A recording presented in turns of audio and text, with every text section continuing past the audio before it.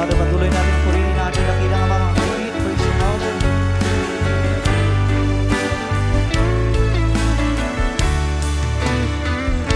Marami ang nagtatanong, ano ba ang dahilan ng ating pananatili sa bansang kaharian?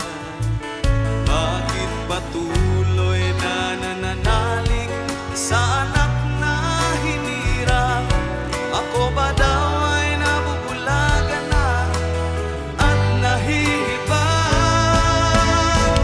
Hindi pa ba sapat na dahilan ang buhay ko'y biglang nagbago? Masayang naglilingkod ngayon sa dakilang Amang Jesucristo. Pag-ibig at kabutihan ay pinalalaganap sa kanyang mga nilalang. Itong lahat ay dahil sa anak na hinirang. Siya ang daan at aking gabay sa katwiran.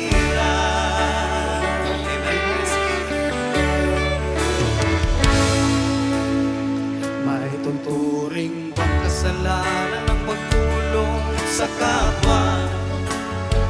Dapat bang parusahan ang naghahayag ng mabuting balita?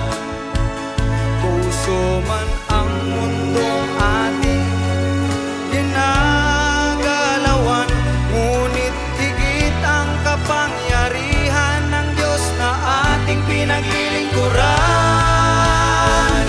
Hindi pa ba sapat na dahilan ang buhay ko'y biglang nagbago? Masayang naglilingkod ngayon sa dakilang Amang Jesucristo. Pag-ibig at kabutihan ay pinalalaganap sa kanyang mga nilalang. Itong lahat ay dahil sa anak na hinirang. Siya ang daan at aking gabay sa katwiran. Amen. Praise the Father. Hallelujah.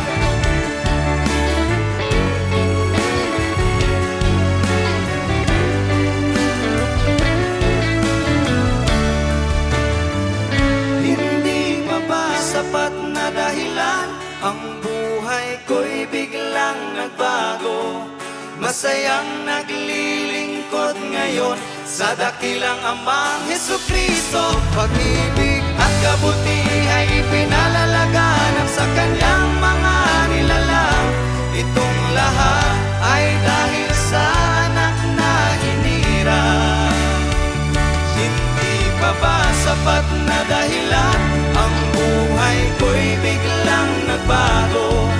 Masayang naglilingkod ngayon sa dakilang Amang Jesucristo.